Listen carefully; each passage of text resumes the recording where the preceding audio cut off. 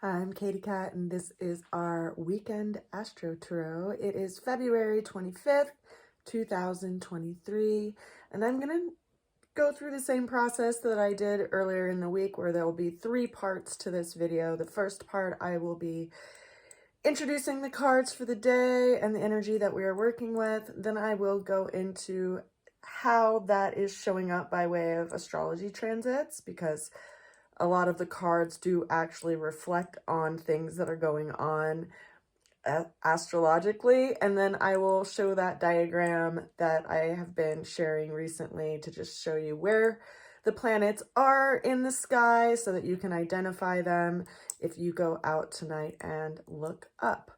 So the opening card that we have for today revealed itself as the High Priestess. The challenge that we're working with is the 5 of Cups.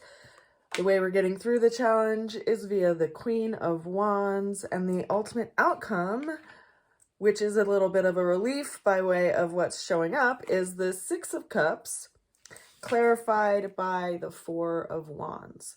So this opening card that we have showing up today is speaking to some kind of situation that we're dealing with on some kind of emotional level or relational level, or something that we really care deeply about, that there's something going on underneath the surface that we aren't aware of yet. It's telling us that we need to allow some kind of time to pass and things to reveal themselves, because the High Priestess has that energy. It's related to the moon and the waxing and waning moon, and the moon right now is in a waxing phase. It's growing in light, and as it gets to be in its full reflection of the sun, when it's in the sign of Virgo, which will be opposite the sign of Pisces by 180 degrees, which is why it is a full moon. That'll be happening on March 8th, March 7th, depending on where you are and what time you're looking up to the sky.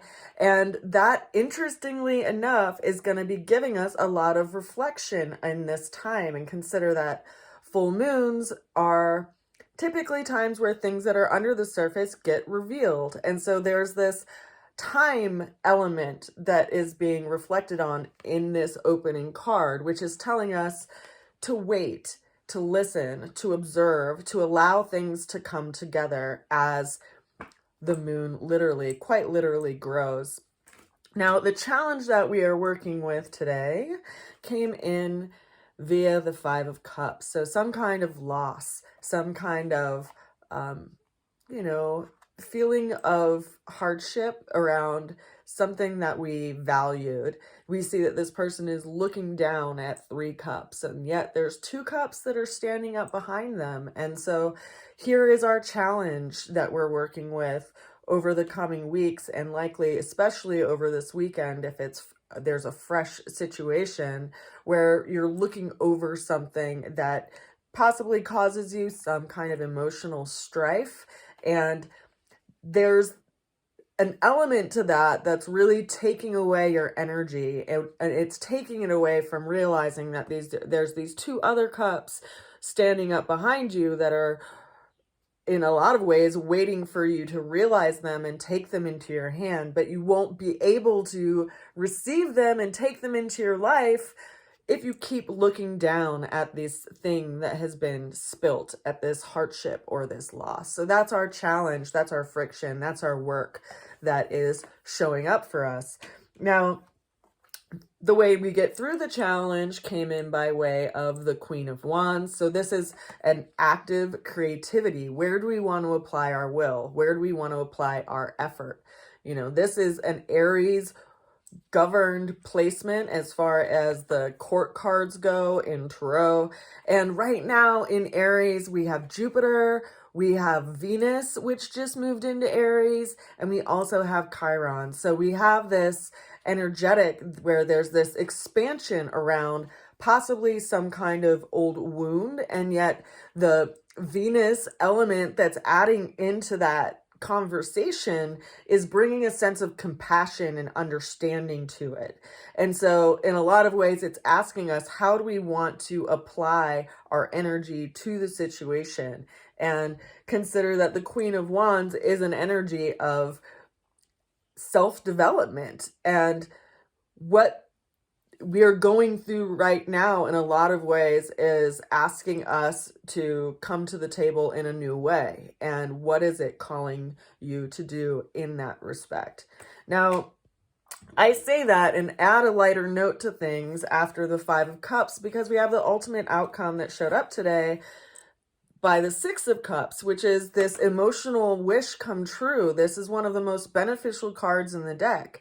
And to have this show up after the Five of Cups, it's like the person actually turned around and grabbed one of these two cups so they could actually realize the possibility in it, because they stopped looking down. They stopped looking at that sense of loss and realized that there was still some kind of opportunity and experience that was calling to their emotional being. And consider that this card here, the Six of Cups, was clarified by the Four of Wands, which is this sense of security and safety and being able to build something with a disciplined effort. So, you know, whatever it is that we are working with in our challenge today, whatever it is that you feel some kind of sense of loss around, consider that feeling that sense of loss is showing that there's a value to it. And my feeling is that these two cups are trying to call your attention to that, and that if we do that, we can realize what real possibility there is that exists within those two cups, because as long as we keep looking down as the spilt cups, there's not much potential there. So as far as the astrological transits go and what was brought up in today's reading, I think a lot of it is reflected on the moon space and where the position of the moon is right now, especially because we have the High Priestess card, which is related to the energy of the moon and that nurturing quality that happens in the transit from the moon's phases, from being a new moon, which is a dark moon, to being a full moon, to being a waning moon. There's this process of time that's being mentioned whenever the High Priestess comes up, and also how it reflects by way of what's emotionally going on underneath the surface. Now, when we look at what's going on in the sky, and I think that's useful because we need to see where the moon is at right now.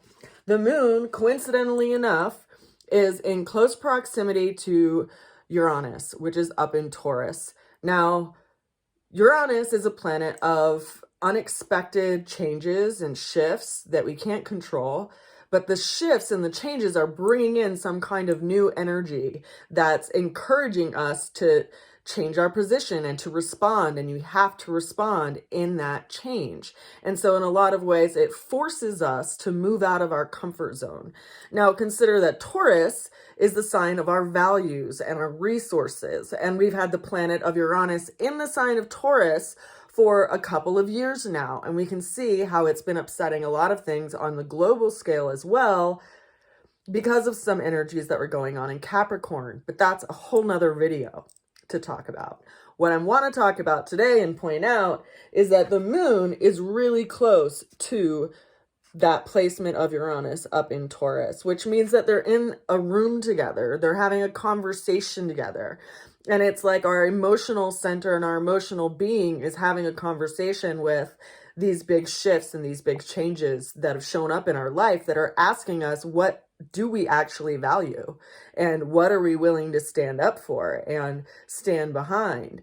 Now, consider that the moon, it goes around this entire wheel, so to speak, in 29 days, right? It's close to a month. And so the moon will transition. It'll move all around this whole system over a month's time.